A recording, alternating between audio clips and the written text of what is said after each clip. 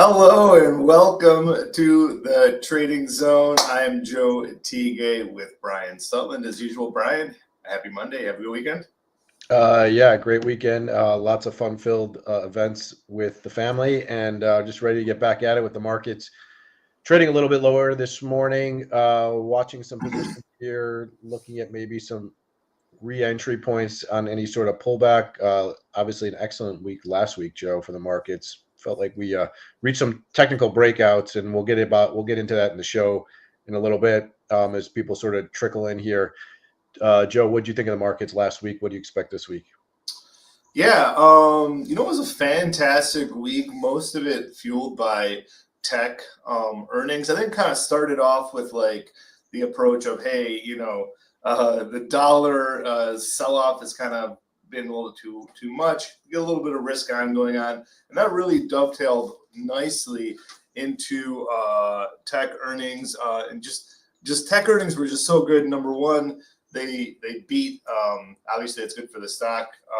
Number two, just kind of a sign that these valuations are okay. Beating in the earnings is good, of course.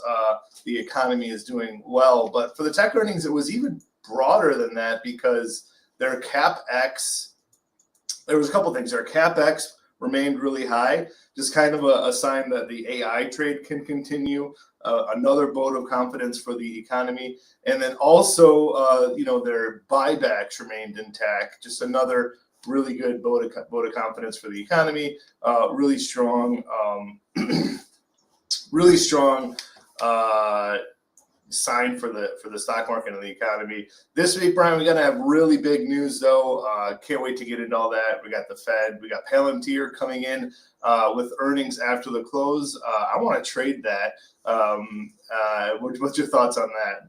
Yeah, Palantir, what a run it's had, right? It looked like the end was near basically when all this sell-off started, January, February into March, especially April, when Palantir dropped below $100 a share. Lots of word on the street of people like this is overvalued. The top is here for it. And now we're looking at a stock trading back at a 120 level.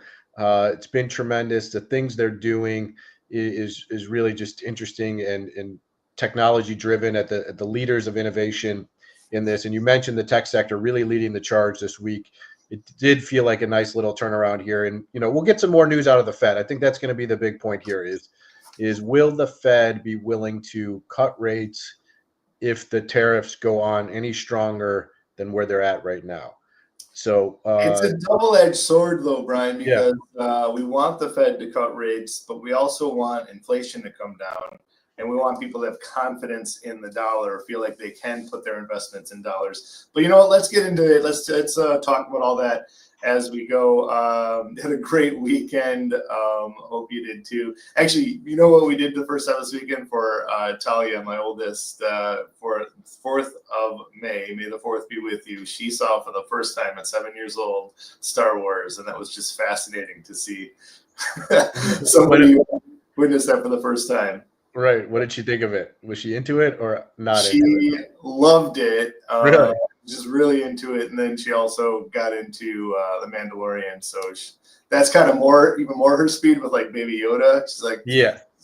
that guy's so cute. I just want to. That's all she wants to do is watch Baby Yoda now. But. Well, I think when it comes to Star Wars, it's kind of interesting with the kids. I feel like it's like an option trade that's binary. It's a $1 call spread, and they either love it or they kind of just are like, this is boring, and they're done with it right away. So it's good to have her in the Star Wars neighborhood of crew. Yes, and I love it. So it's fun. It's a new thing to do it, but also over the weekend at the big Berkshire Hathaway conference, the Oracle of Omaha, just kind of the legend. My whole career just kind of looking up to this absolute monster, just saying this guy just consistently is right time and time again, and he doesn't really care about like the day-to-day swings. He just knows kind of big picture things. And just has a method, sticks to the method. He believes and achieves to the fullest, Brian. And he, after this legendary career, is stepping down. It will be a question of whether this stock can continue. I mean, I've loved this stock for years. The stock trading down about 6% this morning on the news of this, and obviously their earnings. But obviously he's been so smart with the market. He was pulling back and adding cash at the end of last year. He got that right with fears of tariffs. That's just one of many things that he's called correctly. So it will be sad to see him leave that company as CEO. Hopefully, he's had everything in place. And I mean, look, the success of the company doesn't, big corporations running huge positions, huge investment strategies is not all dependent on one person uh, uh, pulling all the strings. So I think they've had I think everything more in place. importantly, Brian, it's not dependent on market timing too. I think this Yeah, is a very simple formula, like the Buffett equations of, when the price to earnings gets really high, you don't need to own as much stocks as you used to. Just makes a lot of sense. Over time, historically, he's been proven right time and time again there. And sometimes he's too early, like he got out in 2005 and the market continued higher for a year and a half more, right? So, he wasn't necessarily wrong in 2005. He was just early, and ultimately he was able to buy the stocks back cheaper. And it looks like he's done so again. yeah. Well, we'll see how that materializes. Maybe we'll actually even have a trade next week on that to see how we play it. Or if you subscribe to our newsletter subscription service, we may even come up with a trade midweek on a stock like that. See how we can play it. Obviously, pulling back might be some opportunity with the fear of him getting out to sort of come in and scoop in a great, excellent stock that's just achieved for investors over the years. Yeah, because he's not about market timing. I think he can teach his wisdom on to the next generation. I think it's kind of set up there, plug and play for them to Yeah. continue their dominance. But kind of a throwaway Buffett had in that meeting line was he was talking about maybe diversification out of the dollar, talking about how the dollar's weakness.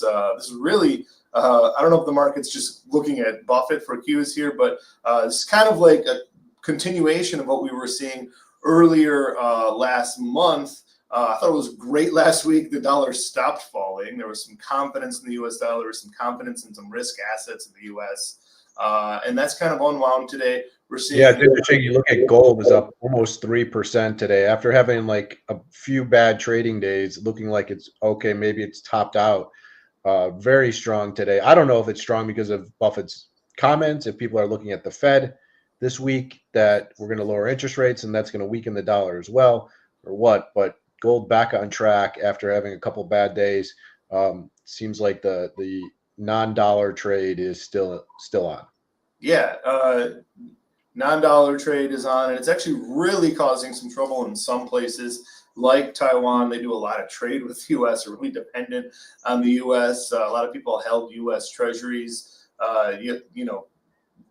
quote unquote risk free, but when the dollar is tumbling so much, there's some big pain there. So there's some trades that are very dangerous when you're looking at that versus other currency. People use a lot of leverage. So there is potential for volatility to really slip into asset prices, equity prices from treasuries just because of the currency fluctuations.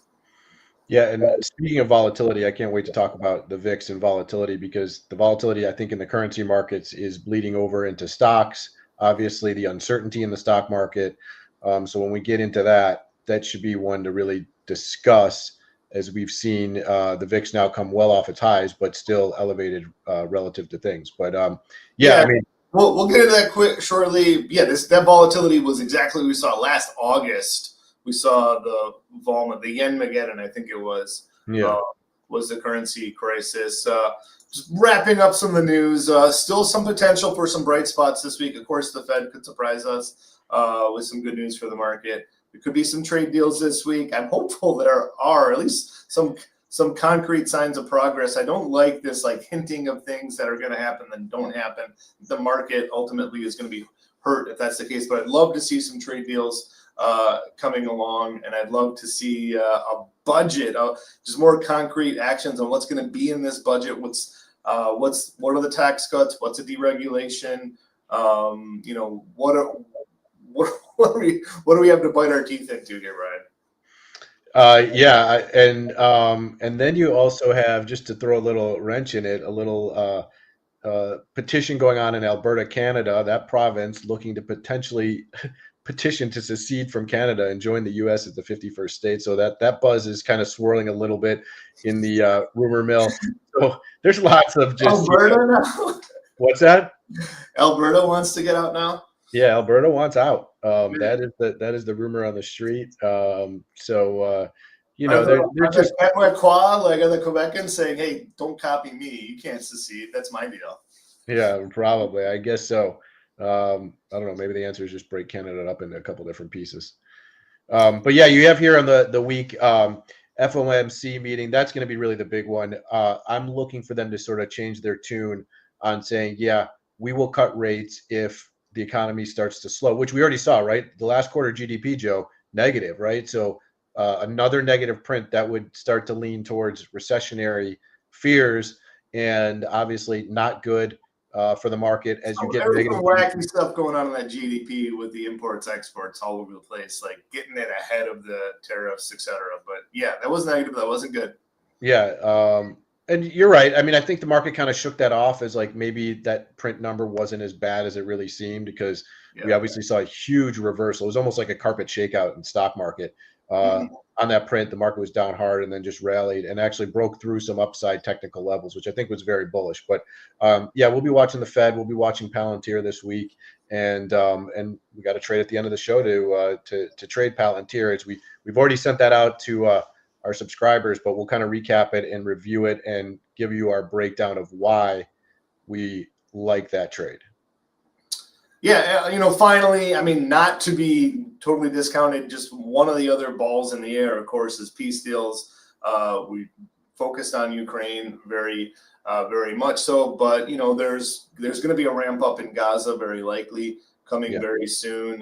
That spills over into the Iranian potential nuclear deal. So there's a lot of potential risk geopolitically out there.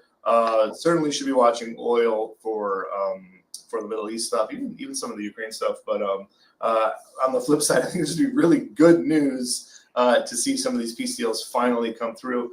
But anyways, it's just another thing to consider, kind of on the back burner, because there's so many other domestic things that are just right in front of us too, while we're watching this all play out. Here is the SKU index. If you're new to watching us, this is something we look at every week. It's the 25 delta call in the S&P 500 30 days out versus the 25 delta put. This is something we like to use as part of our VIX trading model. It's kind of watching this where it's going, giving us clues, and it's kind of saying, hey, we kind of bottomed out last week, looking to head higher. How much higher? Anybody's guess, but certainly a sign that volatility is looking up this week. Yeah, when we saw put sellers come back into the market and call buyers, the SKU dropped tremendously, because obviously the SKU index is based off of the put minus the call. So seeing that fall obviously was very bullish activity, getting ahead of this recent rally here. And now ticking up a little bit today is sort of interesting, Joe, because we're starting to continue to make higher lows. So that still has me worried that we haven't really broken this trend of people wanting insurance on the downside, right? Yeah, well, last year, 2024, we were kind of in this box. It doesn't surprise me too much to see this kind of like a floor down here. Maybe it would be normal to see like a new range in here. We can kind of see like this is the low end of the range, this is the high end of the range, and we just be expecting heightened volatility. Best case scenario, the market continue to just climb this wall of worry. We can continue to have these volatile events. The market will have swings, but at the end of the day, be higher. That's what we're hopeful for. But I think we should just expect these moves for the rest of the year. Yeah, maybe that gets in a little bit if we talk about the VIX and the levels of that, right? If it's going to sort of be in this box formation on the SKU, and puts are going to be relatively elevated versus where they were, let's call it 6 months ago. You look at the term structure here on the VIX and what the VIX is doing. Obviously, it's come off tremendously, dropping very hard despite realized volatility in the S&P over the last 30 days remaining pretty high. But obviously, traders, this is forward looking, right? The VIX is looking at what volatility going to be over the next 30 days, not looking back of what it was. And VIX futures further trying to predict where the VIX is going to go 30 days or 60 days or 90 days from there. So you look at the term structure there. I like to look at this 2 month level, I think, Joe. I think this is kind of interesting to look at, and the 1 month, and somewhere in between is probably the right level. So we've kind of, I think, settled in almost at fair value. But I would be looking at these back months, right? Because that 90-day window on the tariffs comes into effect for July and August and then September. So I'd start looking at some of those months here, maybe to look to own if this curve drops a little bit further from here. Yeah, that makes a lot of sense to me. What do you make of? So certainly, a month ago we were much higher in the VIX, but a week ago we had a big rally in the market. But I think the curve is only very slightly lower from where we were a week ago. What do you make of that? Like the market's higher, but and VIX is lower, but just very slightly lower. Yeah, right. Yeah, well, I mean, I think when you look at the realized volatility of the last 30 days, like I said, now the next 30 days doesn't mean the last 30 days are going to replicate, but there is still, I think, this indication. The reason the VIX and these futures are still remaining elevated is, 20 VIX might be the new 15, right? Where before VIX gets down to 15, it gets below its historical mean. It was probably a buy. If I was looking to insure a portfolio, I'd be a buyer of options at that level. That might be around the 20 level now, given the amount of uncertainty in the policy of this regime, and the uncertainty of what the Fed is going to do. It seems like they're not synced up, like what Powell wants to do, what the administration wants to accomplish. They're not synced up. So a lot of uncertainty, volatility. And then, you mentioned earlier in the show, the currency markets having some volatility, that's going to bleed into our markets.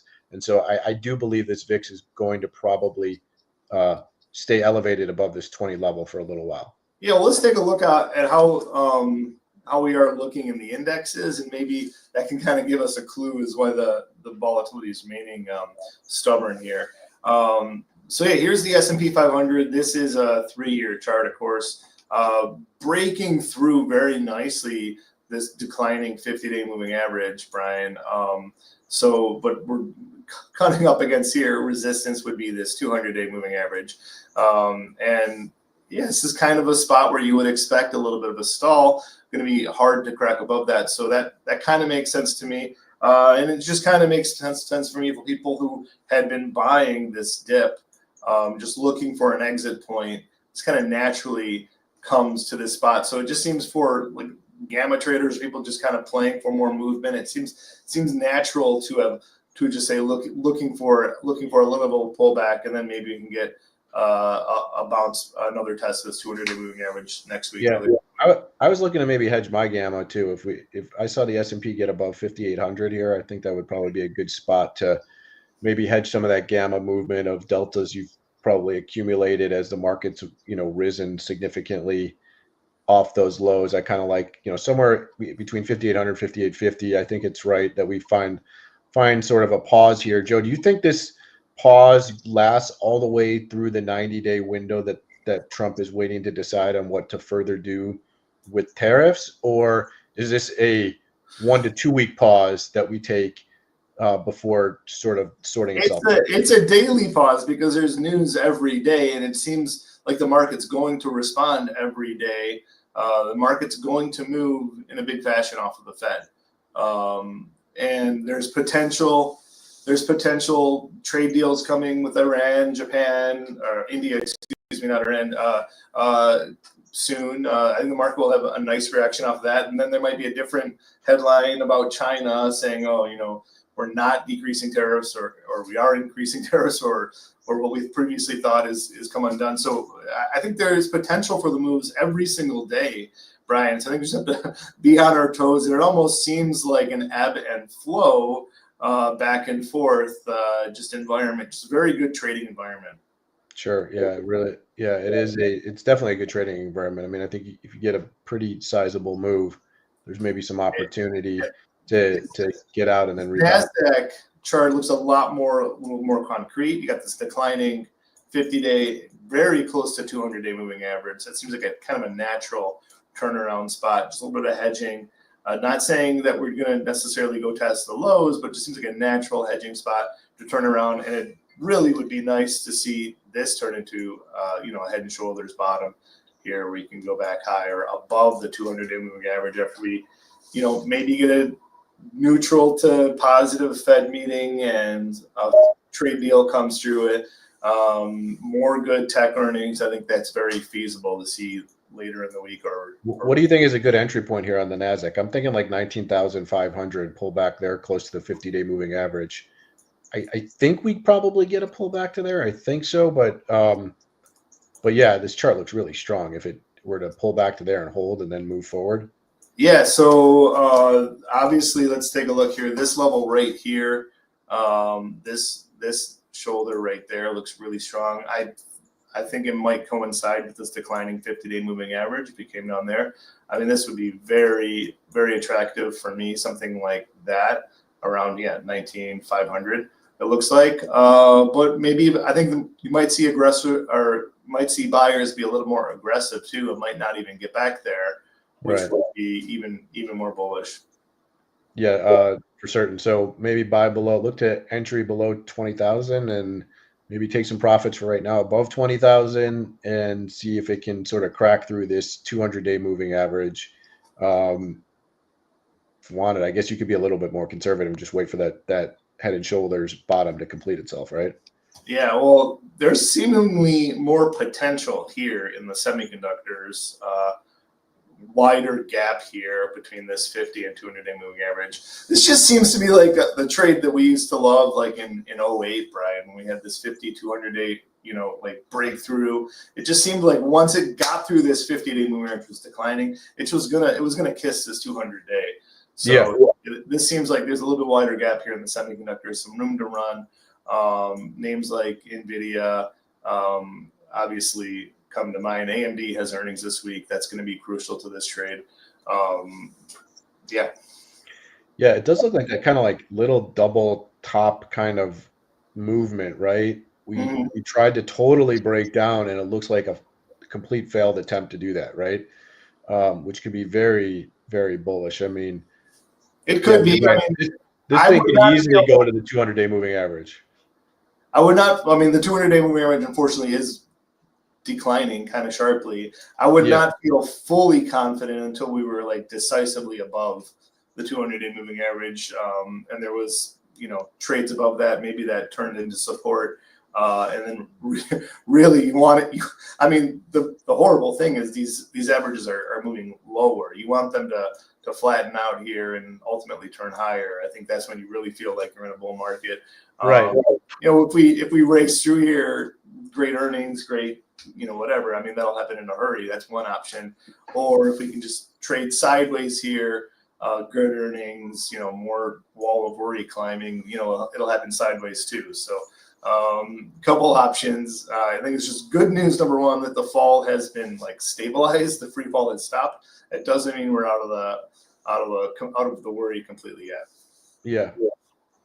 I think one of the best ones though looks like the financials, and it's just like I mean, it seems like all of these fears, like the tariff fears, and the flight of capital, and everyone's hoarding money.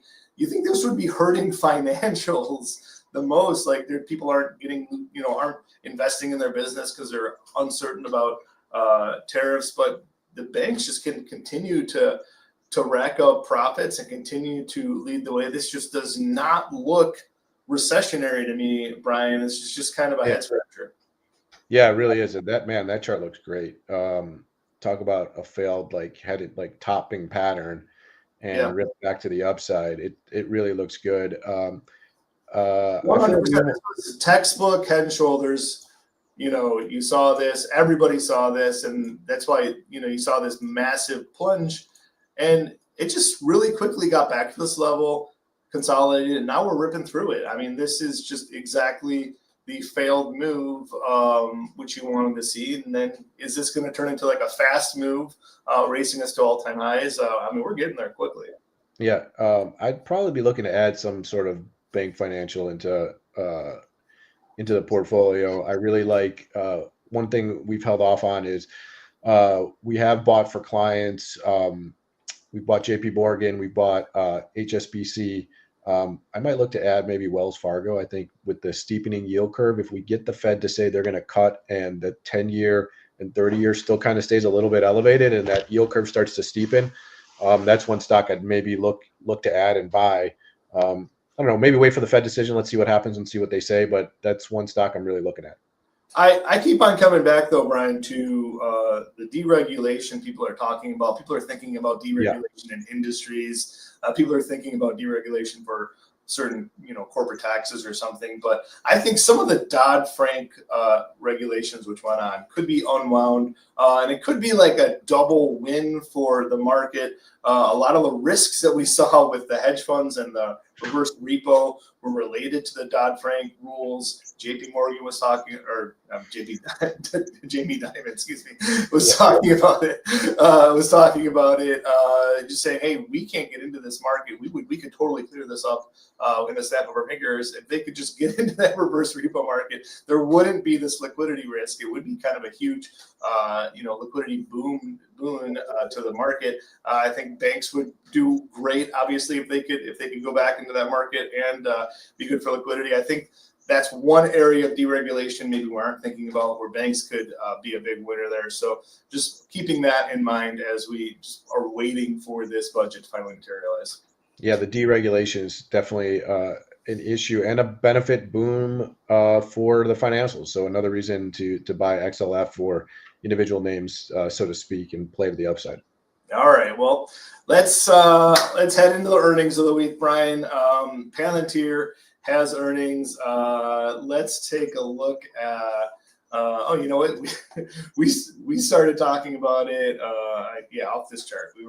I think it was about $14. Yeah. Back then, if you've been watching our show for that long, that's awesome. Thanks for doing so. But yeah, it's been a tremendous run, a tremendous ride. When people think of AI, everyone's thinking about the large language models and maybe a scheduler that does things for you. But that's not really and those AI things have been interesting, cool, but not really a profit generator. Palantir does is real actualized AI decision makers, and it's kind of like a large language model for like spreadsheets and like massive data. And it's very amazing to see what they've done. I think they're just implementing the AI in for large companies, for governments, in a very usable way, which is just making them more efficient, making them money, and just really been an exciting thing to do. And their growth has just been amazing on top of all that. So, but their growth is also coming with an extremely high multiple. Their growth is brought people to expect more growth. So it's not a free ride here on Palantir, as we saw. It went from 125 already all the way back down to the mid 70s here, just in a very quick order. Yeah, well, I mean, look, we've loved this stock with Joe. We talked about it. We added it to portfolios for clients. I invest alongside our clients at Equity Armor. So I've been happy with that investment. It's done great. I look at this chart, though, and I say to myself, can it go higher or does it need to pull back? And so, Joe, do you have an options trade that sort of takes a look at this chart, considering where it's come from in just basically the last 2 weeks even? And can it go higher? Is there a safer way to sort of play this? Yeah, well, I think just kind of a protection trade into earnings. Let me get into some of the numbers real quick, and let me just kind of point out one potential. We got some. I don't know. Is this diamond hands? What is this? Holder. Anyways, we got this massive chart here. Ideally, as a holder of Palantir, you want to see this just racing higher. That doesn't always happen. I think a really good formation to be hopeful for, Brian, here would be a cup and handle. Turn this into big cup, handle, and then higher. So that's where I'm looking at into this earnings, kind of looking at, this 50-day moving average right here around 90. Hopeful that turns into support on the downside, because this is what I'm worried. Actually, this right here is what I'm worried about. This number right here. Oh man, that is. It's hard to justify. I mean, it's hard to say. I mean, I know it's growing at a fantastic rate. I mean, I think the trailing PE number, though, you can't look at that on a company that's growing as fast as a company as this. You can look at the forward PE, because that is what people are thinking the stock is worth based on their forward-looking guidance, right? So that's a lot more palatable.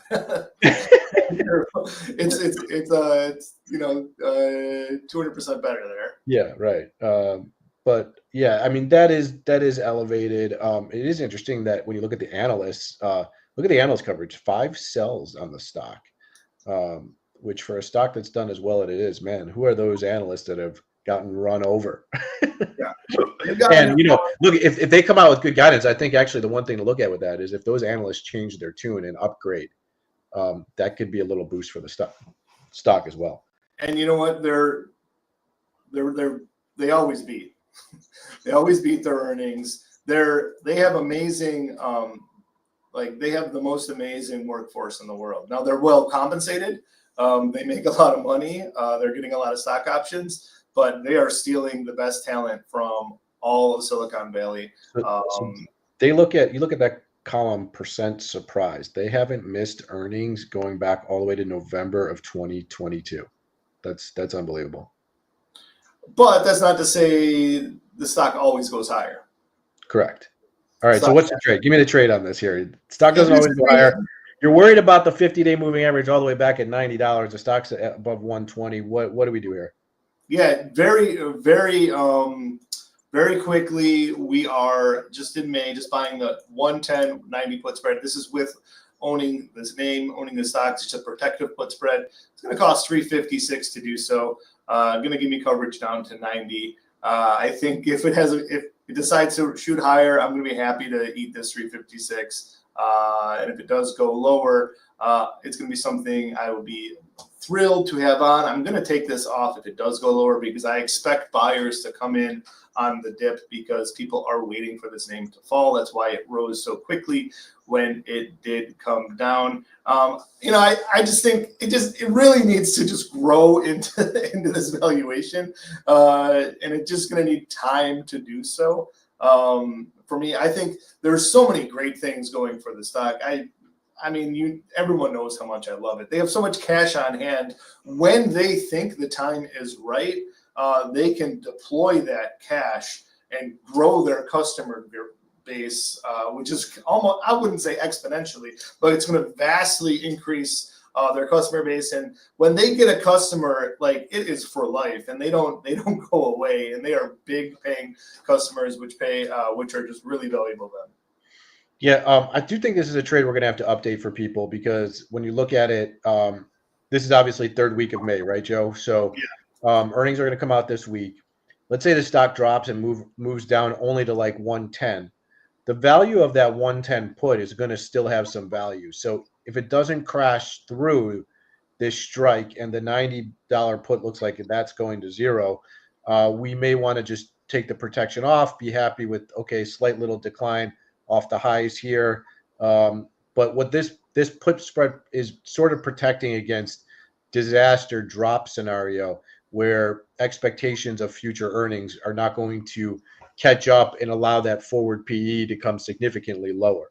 So if there is some signs and cracks in their earnings report that shows that the valuation is just astronomical, you could see a significant drop. So this is a decent sized premium to put on for just a short amount of time, but I think maybe it's just valid just maybe to do this one time, given how much the stock has run up, and so you got to just manage this trade though, so that you don't collapse and lose 3% premium. Well, just if for us who are Palantir holders, the 125 call in May is 8.5. So putting that on with the call, be collecting some premium, kind of stopping yourself out if we rip higher. I like that trade a lot too, as one option. Maybe an entry point to buy Palantir would be selling a downside put into this event too. So another option for me, just thinking outside the box. But volatility is elevated here into earnings, and we're at a very high spot. Just kind of going back to this sell-off here, which is really what I'm worried about. You had Palantir running up to this high level. And you had the market coming off, and Palantir is just a very high beta name. If the market does have a negative week, Palantir, like regardless of what their earnings do, they're going to be negative, unfortunately. So it's just kind of another layer of protection. We got the Fed and all the other risks going on with the dollar with it too. Yeah, I would say also, if I didn't have any position in Palantir, right, and I was just like, okay, where can I get in? How can I own the stock? I might not even buy the 110 put. I might just sell the 90 put. I know it's like really cheap, but I think the technicals make sense. You could go out a couple more months and sell that. Yeah. Probably get a premium. That might be a nice little premium add, and then decide what to do. Maybe buy like a little touch of stock right here. And then now I can kind of like average in as the stock moves down. And if I don't, okay, well, I bought a little bit, at least right now, and caught the upside from here. And if the stock goes lower, I can average in, somewhere in between this 90 and 120 level. I almost like that for somebody that's brand new to the stock, has some cash to deploy, looking to add to a high flyer. It's maybe a good way to get an entry point. But obviously this trade that we outlined is for somebody that protects a long position that they have on currently. Yeah, and just kind of also protection against long a lot of other assets too. Just if the market has a similar week as we saw 2 months ago. This Palantir, the leader, could be the leader to the downside.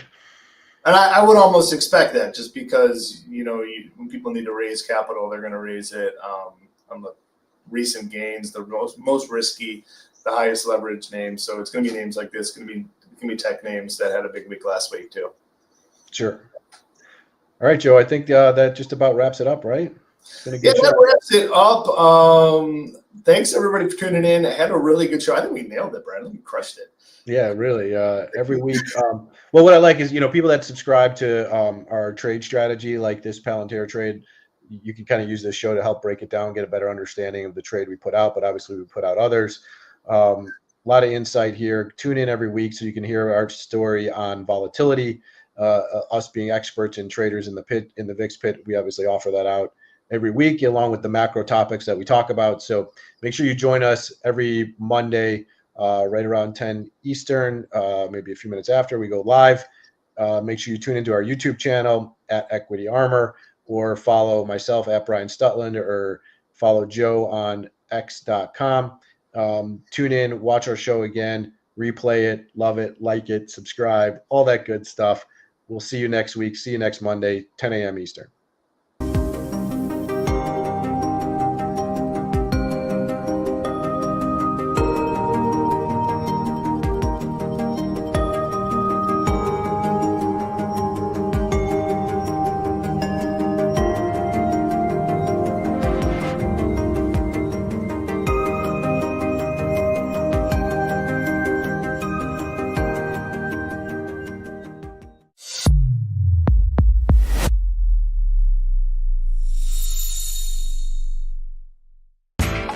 You know how the financial world goes. Here comes the buzzkill. Please make sure to take some time to read this boring disclaimer. We will owe you one.